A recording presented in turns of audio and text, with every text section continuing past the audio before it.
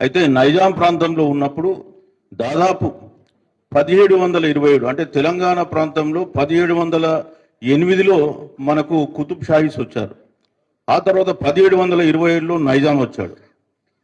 నైజాం 1727 నుంచి 1948 వరకు పాలించిండు. ఆ పాలనలో బీసీలు అనే వాళ్ళు అంటే దళితులు అదేవిధంగా బహుజనులు అందరూ కూడా చాలా చాలా తీవ్రమైనటువంటి ఆర్థికమైనటువంటి ఇబ్బందులు ఎదుర్కొన్నారు, సామాజిక ఇబ్బందులు ఎదుర్కొన్నారు, రాజకీయ ఇబ్బందులు ఎదుర్కొన్నారు. అందుకనే మిగతా బ్రిటిష్ ఇండియాతో పోలిస్తే మనం కొంత డెవలప్మెంట్లో లేట్ కావడం జరిగింది.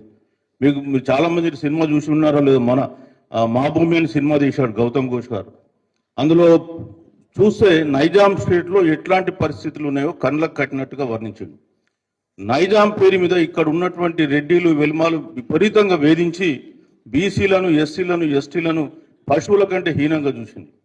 మీరు సినిమా చూస్తే మీకు అర్థమైంది. ఏటెడేతం పెట్టి 1000 పుట్లు పండించి గంజిలో మెతుకెరగారన్నా, నేను గంజిలో మెతుకెరగారన్నా అన్నాడు. అంటే 1000 పుట్లు పండించినోడు గంజిలో ఎందుకు మెతుకెరుగుతా తింటలేకపోతుండు? పరిస్థితి ఏంటి?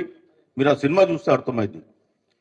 ఇకపోతే అందుకే మనం నైజాం స్టేట్లో ఆ వర్గం ఇవాళ ఇప్పటికి కూడా డామినేట్ చేస్తుంది. ఇప్పటికైనా బీసీ సమాజం మేల్కొని తమ వాటాను తాము తీసుకోవాల్సిన పరిస్థితి ఉంది.